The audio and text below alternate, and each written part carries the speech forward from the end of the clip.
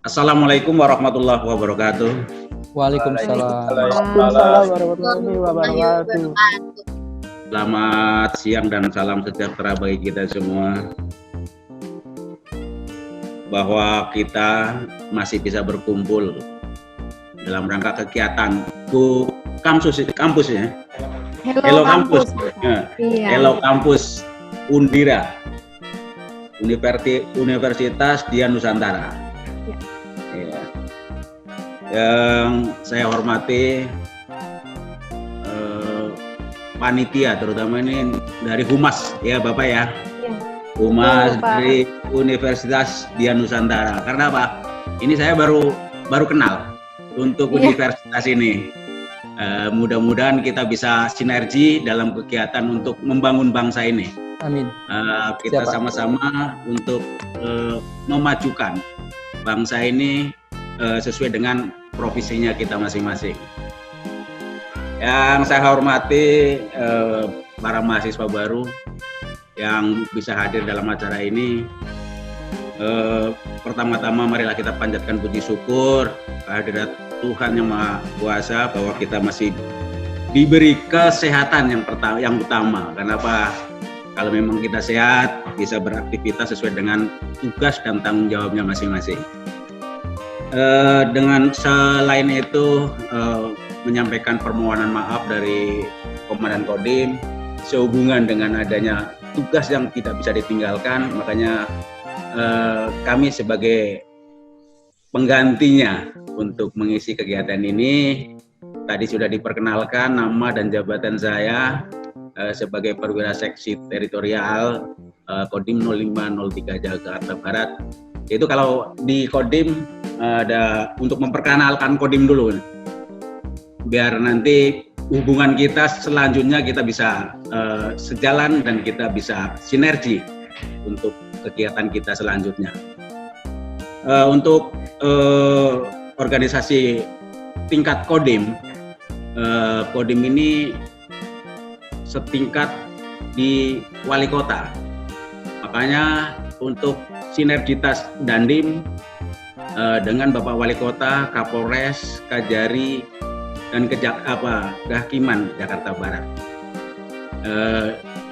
Kodim ini dipimpin oleh seorang kolonel.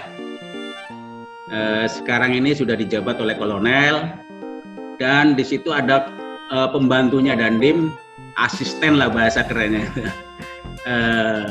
Dipimpin oleh kepala staf Kodim yang dijabat oleh seorang pamen juga berpangkat Letnan Kolonel.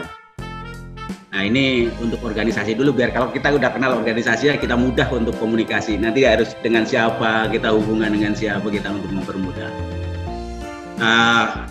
Staf ini dipimpin oleh kepala staf yang tadi saya sampaikan berpangkat Letnan Kolonel.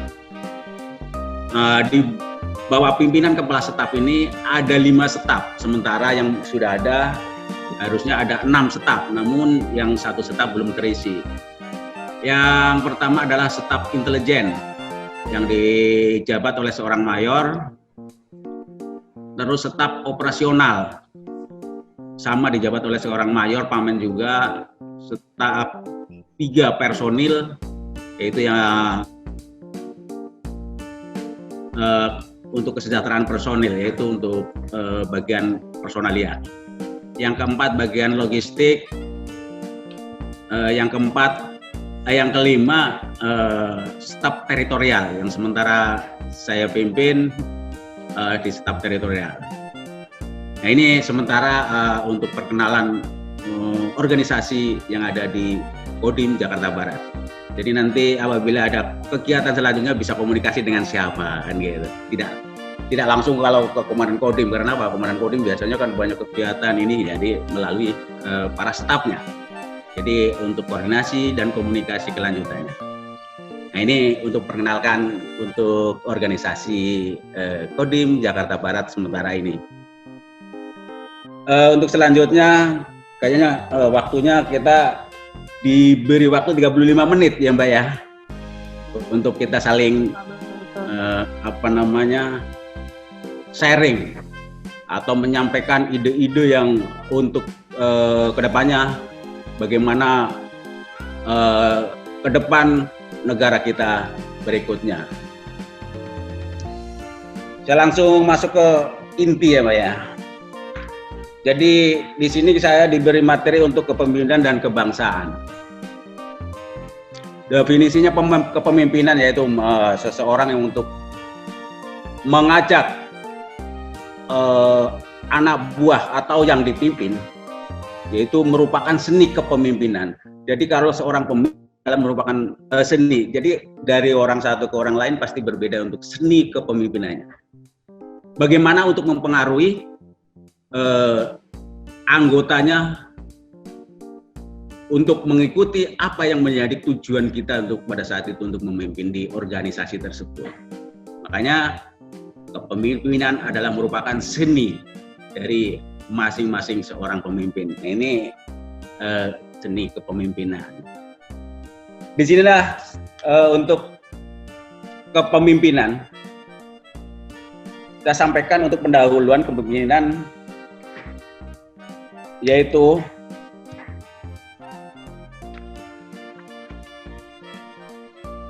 pemimpin yang berajaskan Pancasila dan Undang-Undang Dasar 1945.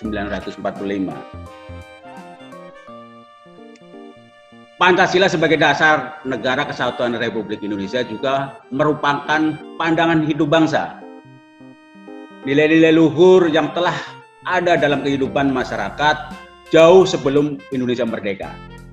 Makanya Pancasila dirumuskan dari sebelum NKRI ini merdeka. Disitulah dari kehidupan berbangsa dan negara, makanya disusunlah suatu dasar negara untuk kehidupan sehari-hari kita berbangsa dan bernegara. Makanya di situ tertera ada ketuhanan yang Maha Esa, kemanusiaan yang adil dan beradab, yaitu ada 5 sila. Disitulah sebagai sumber dari segala sumber hukum bagi bangsa Indonesia yang harus kita laksanakan. Yang kedua adalah Undang-Undang Dasar 1945 merupakan hukum dasar segala sumber hukum bagi norma hukum yang berlaku di Indonesia. Nah, disitulah kehidupan berbangsa dan bernegara, disitulah ada aturan, ada tatanan yang harus kita laksanakan bersama. Ada aturan yang harus dilaksanakan dan ada aturan yang tidak boleh dilaksanakan. Makanya ada larangan-larangan yang tidak boleh dilakukan sebagai warga negara. Makanya Undang-Undang Dasar 1945 adalah sumber hukum bagi norma hukum yang berlaku di Indonesia. Daripada kehidupan kita sehari-hari yang harus kita laksanakan. Oke, lanjut.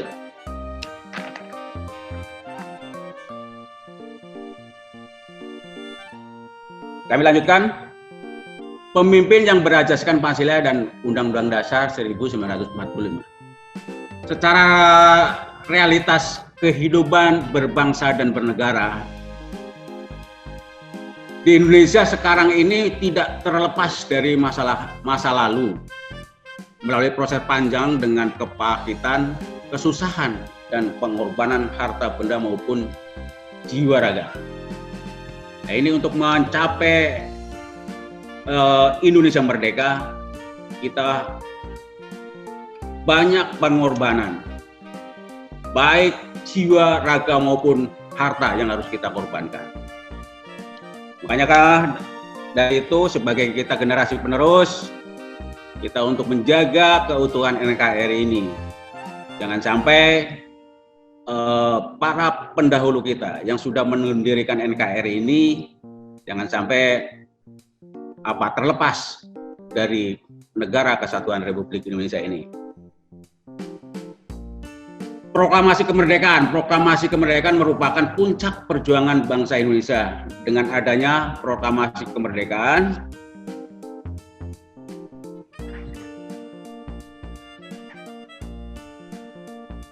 di mana negara wajib melaksanakan cita-citanya menuju masyarakat adil dan makmur. Maka dibentuklah lembaga-lembaga negara eksekutif, legislatif, dan yudikatif yang dalam tugasnya telah disebutkan dalam Undang-Undang Dasar 1945 serta nilai-nilai luhur Pancasila. Nah, dari disitulah negara Kesatuan Republik Indonesia kita dibentuk sesuai dengan tugas dan tanggung jawabnya masing-masing daripada lembaga-lembaga yang sudah dibentuk bersama untuk menuju masyarakat yang adil dan makmur. Oke, lanjut. Orang pilihan yang dipercaya oleh orang banyak untuk memimpin baik pada suatu instansi, organisasi, ataupun kelompok. Ini kepemimpinan adalah salah satu memilih orang yang dipercaya dalam organisasi tersebut. Maka dari itu, disitulah masing-masing orang mempunyai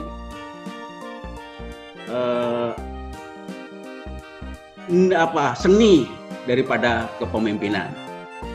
Untuk yang kedua, orang yang cerdas, baik budi pekerti dan menjadi suri tauladan dari segala bidang, sebagaimana yang telah terkandung di dalam Pancasila dan Undang-Undang Dasar 1945. Jadi seorang pemimpin ini harus bisa menjadi contoh. Bukan hanya untuk memberi contoh saja, biasanya seperti itu yang harus kita lakukan. Artinya menjadi contoh itu pemimpin selalu ada di tengah-tengah anggotanya dan selalu siap untuk bergabung dengan anggota. Apa yang harus kita lakukan, kita sama-sama laksanakan. Nah, itu kalau untuk memberi contoh saja ya contoh saja. Hormat, oh ya hormat gitu. Tapi kan harus kita memberi contoh dan menjadi contoh itu yang baik untuk seorang pemimpin. Untuk yang ketiga, untuk dapat menjadi pemimpin yang baik dan benar serta bermoral harus berpedoman pada Pancasila dan Undang-Undang Dasar 1945 serta juga selalu dan menghargai adat istiadat dan budaya yang berlaku di suatu daerah. Jadi pada saat kita menjadi seorang pemimpin dimanapun, kita memang harus menyesuaikan adat istiadat. Apa yang ada di situ, disitulah kita harus bisa menyesuaikan agar kita dalam kepemimpinan di situ bisa diterima oleh masyarakat sekitar. Nah, ini untuk seorang pemimpin harus bisa menyesuaikan. Maka sebelum menjadi seorang pemimpin, kita harus mempelajari dulu situasi dan kondisi di suatu tempat yang akan kita menjabat sebagai seorang pemimpin. Oke, lanjut.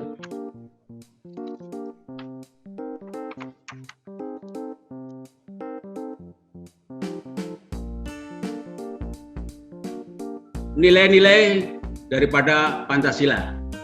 Yang pertama adalah nilai ketuhanan yang Maha Esa. Ketuhanan yang Maha Esa artinya kita hidup bertoleransi antar umat beragama. Karena apa? Di Indonesia ada beberapa agama yang ada di Indonesia, makanya kita harus saling harga menghargai dalam hidup sehari-hari. Yang kedua adalah nilai kemanusiaan dan bangsa dengan bangsa lain. Saling hormat, menghormati sesama.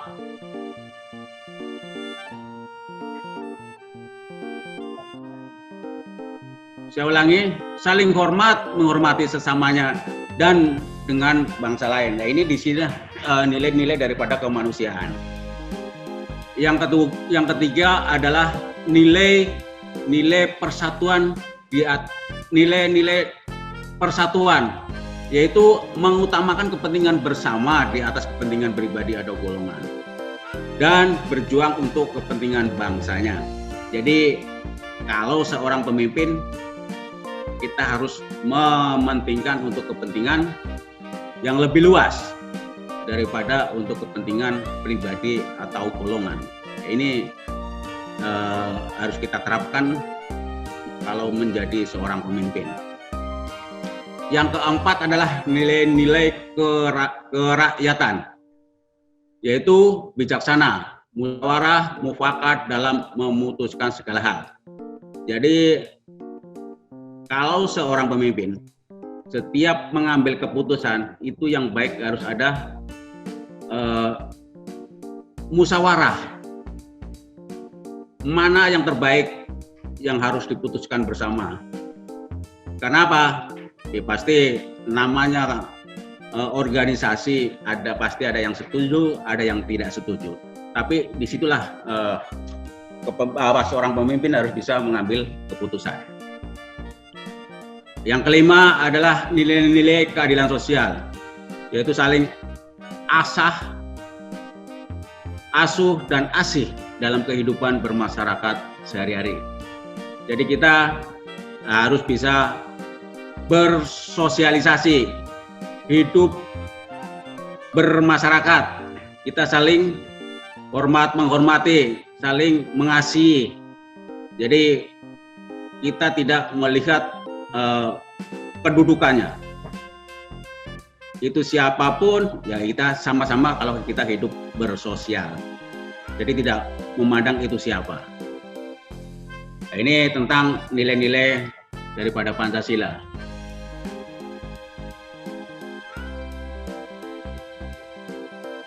Yang selanjutnya adalah ada 11 azas kepemimpinan yang harus kita pedomani sebagai seorang pemimpin. Yang pertama adalah takwa. Artinya takwa di dalam kepemimpinan yaitu ada beriman kepada Tuhan Yang Maha Esa dan taat kepadanya. Ini sebagai seorang pemimpin. Ini yang selanjutnya ingarso sumtulodo. Ini karena kita menggunakan bahasa Jawa. Mungkin ada yang bukan orang Jawa bisa diartikan sebelahnya. Yaitu memberi suri toladan di hadapan anak buah. Jadi kita sebagai seorang pemimpin itu bisa dijadikan teladan daripada anak buahnya. Yang ketiga yaitu ingmadyo mangunkarso, ikut berbuat, memberi semangat di tengah anak buah.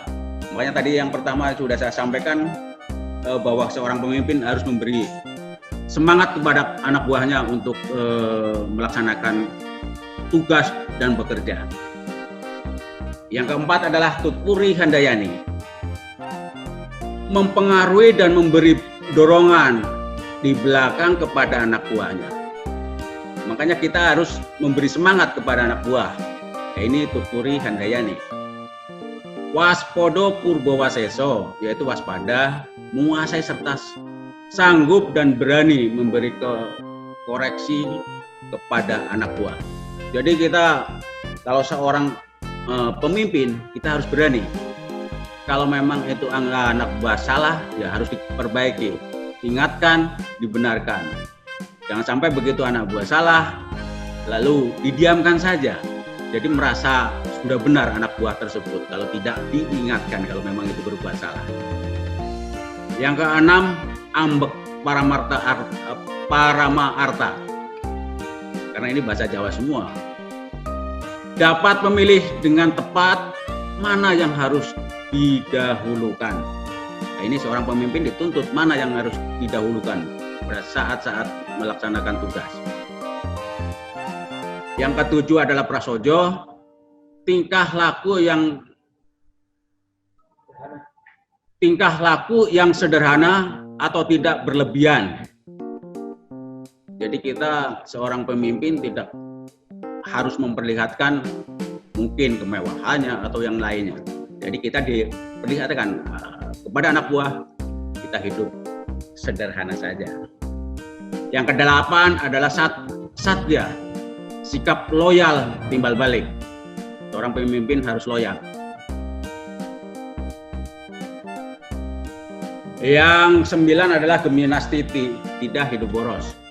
Nah, kita harus sesuaikan dengan situasi dan kondisi. Jadi kita tidak boleh untuk hidup boros, yaitu besar pasak daripada tiang, mungkin seperti itu Pak ya.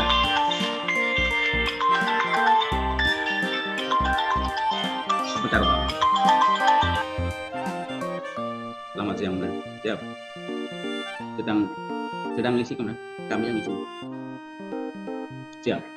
Kami yang ngisi. Siap. Sudah kami sampaikan Bang.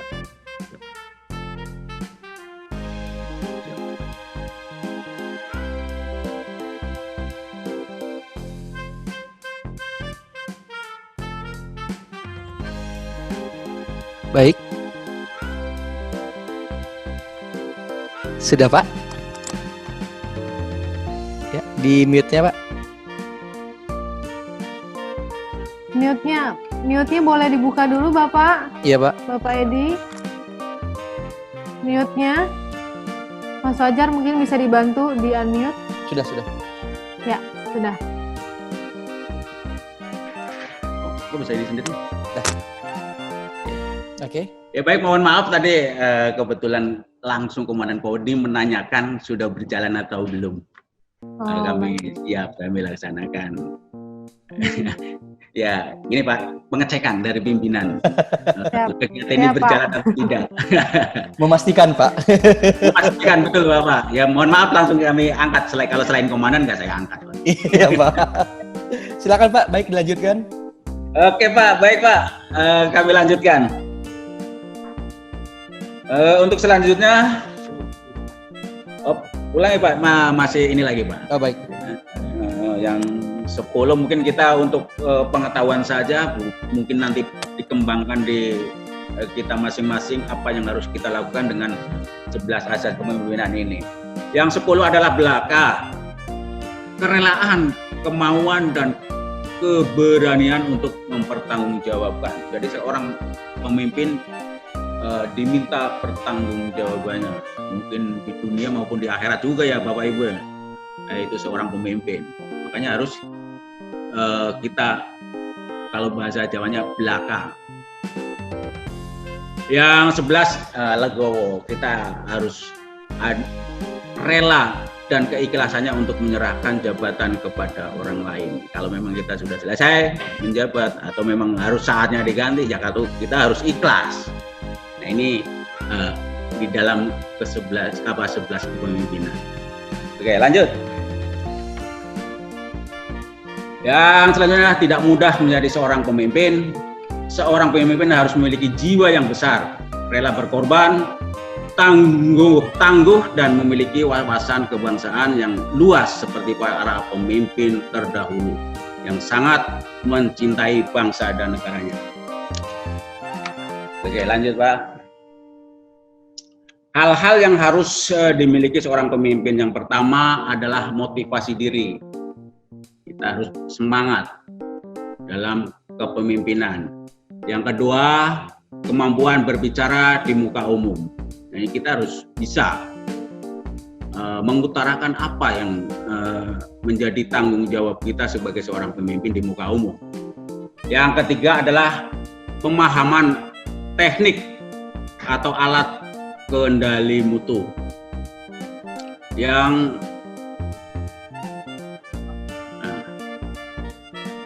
Yang keempat,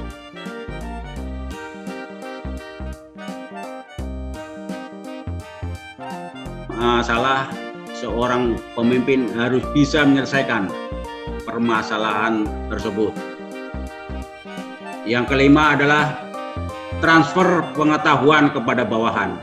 Jadi ilmu-ilmu yang dimiliki oleh seorang pemimpin harus bisa diturunkan kepada anak buahnya.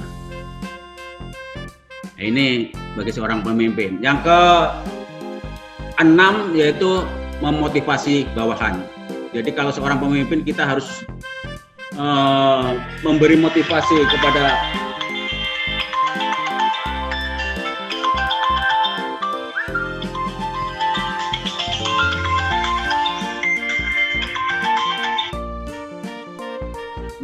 kepada bawahan. Jadi kita harus, kalau kepada bawahan, Kalau memang itu bawahan berhasil atau benar, itu harus diberikan motivasi. Kalau memang di situ bawahan memang punya kesalahan atau tidak benar, itu harus dikasih peringatan. Ini yang harus kita motivasi kepada bawahan. Yang ketujuh adalah mengenali karakteristik bawahan. Jadi bawahan ini kan bermacam-macam, makanya kita harus tahu karakternya anggota bawahan tersebut. Yang kedelapan, keinginan mengetahui perkembangan. Jadi kita seorang pemimpin harus tahu perkembangannya di dalam organisasi tersebut. Maka dari itu masing-masing bawahan harus bisa melaporkan dengan situasi organisasi tersebut. Yang kesembilan, keinginan melakukan perubahan atau perbaikan. Pasti di dalam suatu organisasi pasti kepengen maju, makanya harus ada perbaikan. Bagaimana untuk memajukan, contohnya kayak universitas lupa lagi, Dia Nusantara. Nah betul Pak, makanya harus ada perubahan dan perbaikan untuk memajukan kampus tersebut. Yang ke-10 adalah sikap mental. Kita harus gembleng juga mental kita biar kuat Pak. Jangan sampai kita turun di dalam memotivasi anak buah maupun yang lainnya. Yang ke-11 adalah citra diri. Makanya kita harus dibawa dengan benar dan yang jalan yang baik dalam memimpin organisasi. Saya rasa itu hal-hal yang perlu sampaikan tentang kepemimpinan dan kebangsaan ini yang harus kita pedomani bersama. Mungkin ini yang kita terapkan sehari-hari. Kalau kita terapkan sehari-hari, pasti organisasi maupun apa saja yang kita pimpin mudah-mudahan bisa maju, berkembang dengan pesat. Ya, terutama di Universitas Dian Mandiri yang baru usia berapa setahun ya Pak? 1 tahun Pak. 1 tahun. 1 tahun. Ya baik, mudah-mudahan berkembang dengan pesat, Amin. maju untuk mencerdaskan bangsa kita ini. Mungkin saya rasa itu yang saya sampaikan. Kurang lebihnya mohon maaf. Wabillahi taufiq wal hidayah. Assalamualaikum warahmatullahi wabarakatuh.